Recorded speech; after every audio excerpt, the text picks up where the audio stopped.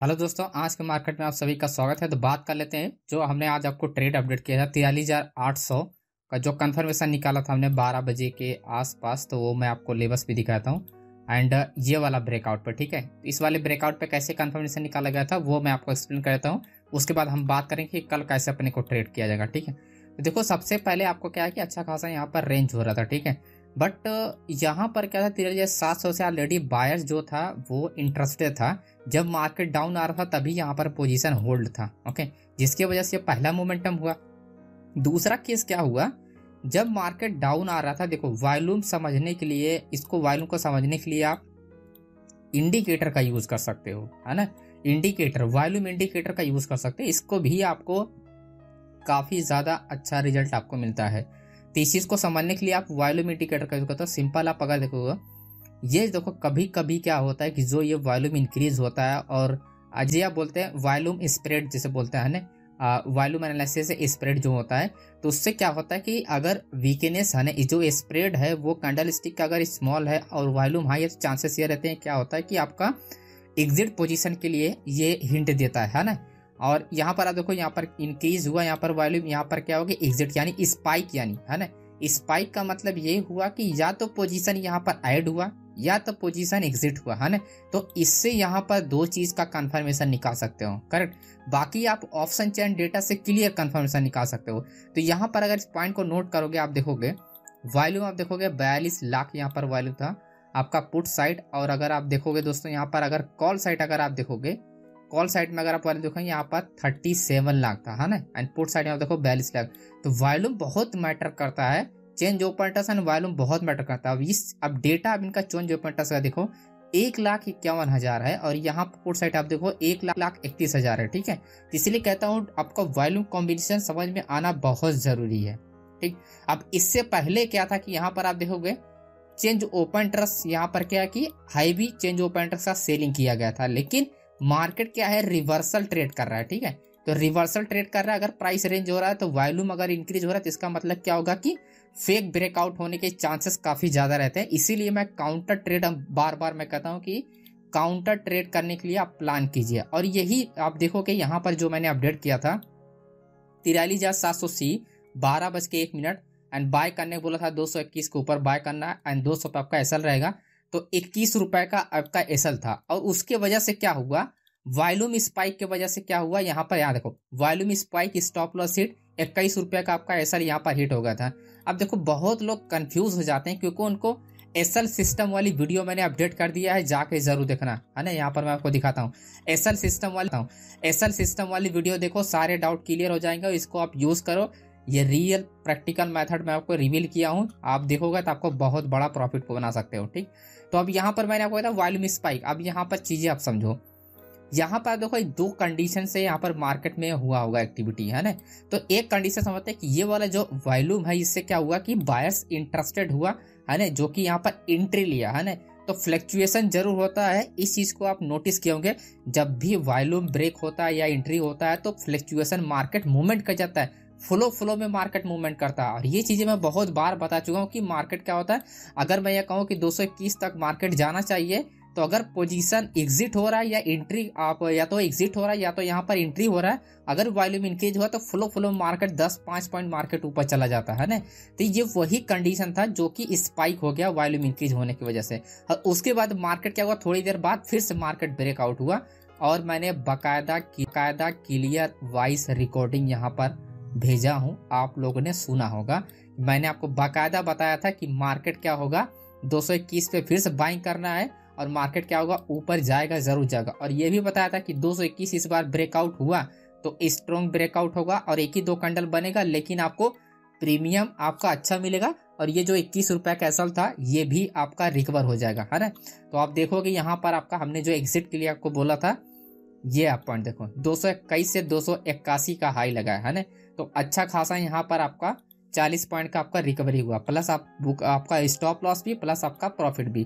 तो ये पूरा कंडीशन था, इसीलिए कहता हूँ कि ऑप्शन चेन बहुत ही डिटेल में आपको समझना पड़ेगा। और ऑप्शन चेन के बारे में आपको डेली वीडियो में डिस्कस करता हूँ। ऑप्शन चेन डेटा बहुत ही पावरफुल है, आपको एक बार समझ में आ गया तो पूरा मार्केट का एक एक गेम पकड़ सकते हो। अब ठीक है, तो अब बात करते हैं कल के लिए, कल कैसे अपना ट्रेड करना है। देखो कल भी मैंने आपको बताया था हम बाइंग तभी कर सकते हैं स्ट्रॉन्गली लॉन्ग पोजीशन के लिए 44,000 ब्रेक होता है। लेकिन हम कल मार्केट देखो गैप अप ओपन हो सकता है, पॉसिबिलिटी है, क्योंकि यहाँ पर देखो डोजी कैंडल बना है आज, तो पॉसिबिलिटी है कि मार्केट कल गैप ओपन होता है।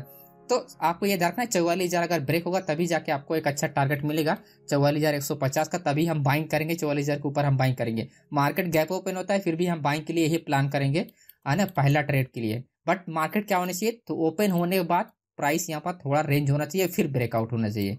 ठीक, रेंज बहुत इंपॉर्टेंट है, आप लोग मिस करते हो, रेंज होना बहुत जरूरी है प्राइस को।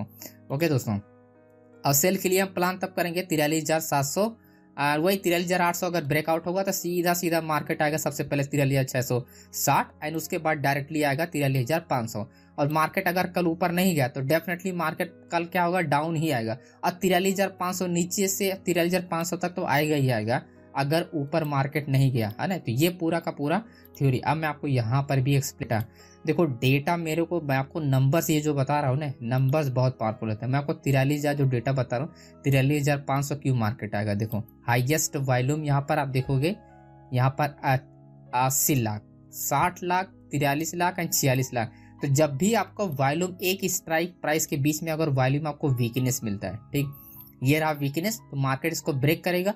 होल्ड कौन करेगा, 43,500 क्या करेगा, प्राइस को होल्ड कर देगा। ठीक है, कॉन्ट्रैक्ट हालांकि इस पे नहीं है, बट ऑटोमेटिक कॉन्ट्रैक्ट यहाँ पर क्या होगा, ऐड हो जाएगा। क्यों, क्योंकि यहाँ पर क्या एग्जिट पोजीशन हो गया था। फ्रेश पोजीशन जब भी ऐड होता है तो क्या होता है कि बहुत तेजी से कॉन्ट्रैक्ट यहाँ पर एक्टिव होता है ना, इन स्ट्राइक प्राइस पे। चाहे आपका पुट साइड यहाँ पर इंक्रीज होगा, चाहे आपका कॉल साइड इंक्रीज होगा, लेकिन बहुत ही फास्ट इंक्रीज होता है। तो इसलिए आपको बता रहा हूँ कि आपको ध्यान देना होगा। और रही बात 44,000 की, 44,000 पे आप देखोगे यहाँ पर अच्छा खासा सेलिंग हुआ, बाइंग भी हुआ। कॉन्ट्रैक्ट यहाँ पर आप देखो एक्सपायरी, कल एक्सपायरी है तो आपको ध्यान देखना है, वेडनेसडे एंड थर्सडे। तो आपको देखो कि यहाँ पर लगभग 2.5 लाख का कॉन्ट्रैक्ट एक्टिव। बट ये मैटर तभी करेगा जब प्राइस होल्ड नहीं करेगा, यानी रेंज थोड़ा बहुत रेंज होगा 5-10 मिनट, और अगर ज्यादा प्राइस अगर रेंज होता है, काफी टाइमली रेंज होता है, तब तो मार्केट रिवर्सल हो जाएगा 44,000 से, है ना। तो ये 2 पॉइंट आपको ध्यान रखना है कल आपके लिए। अब बात करते हैं निफ्टी का। निफ्टी में काफी अच्छा सिनेरियो बना है। निफ्टी में देखो मैंने जो लेवल्स कल भी ड्रॉ किया था वो लेवल वर्क किए, और आज भी जो बताऊंगा वो भी। ये वाला जो आप लेवल देख रहे हो ये पुल बैक लेवल था, और आप देखोगे एक लेवल मैंने और ड्रॉ किए थे जो कि मार्केट रिवर्सल था, एंड देन यहाँ से मार्केट भी पुल बैक लिया, है ना। तो आपको यहाँ पर बाइंग के लिए आपको कब प्लान करना है, जब मार्केट आपका 18,900 ब्रेकआउट होगा तब जाके बाइंग के लिए प्लान करेंगे, और 18,930 का हमारा टारगेट होगा, पहला टारगेट। लेकिन मार्केट अगर 18,830 पे अगर रेंज होता है, क्योंकि ये बहुत ही स्ट्रॉन्ग से लेवल है, 18,830 पे अगर मार्केट रेंज होता है और किसी भी डायरेक्शन ब्रेकआउट होता है, चाहे वो अप डायरेक्शन में या डाउन डायरेक्शन में ब्रेकआउट होगा, तो हम 18,800 के नीचे ही जाएगा प्राइस, तब जाके सेल करेंगे। और यहाँ तो जैसे ही रेंज ब्रेकआउट होगा, यानी 18,850 के ऊपर जैसे मार्केट निकलेगा हम बाय करेंगे, उसके बाद हम होल्ड करेंगे, और टारगेट हमारा होगा 18,930। यानी कहने का मतलब कि 18,830 से मार्केट अगर रेंज होकर ब्रेकआउट होता है तो एक बड़ा मोमेंटम अपने को देखने को मिल सकता है। लेकिन मार्केट अगर गैप ओपन हुआ तो आपको 18,930 से एक रिवर्सल ट्रेड मिल सकता है डाउन डायरेक्शन के लिए। तो मैं आपको डेटा भी समझा देता हूँ निफ्टी का भी। तो निफ्टी का डेटा हम थोड़ा देख लेते हैं। देखो दो पॉइंट, सिर्फ 3 स्ट्राइक प्राइस को सबसे पहले आपको टारगेट करना है, 3 से 4 स्ट्राइक प्राइस को। ठीक, जैसे 18,850 हो गया, ठीक, मैं 18,830 की बात कर रहा हूँ, करेक्ट।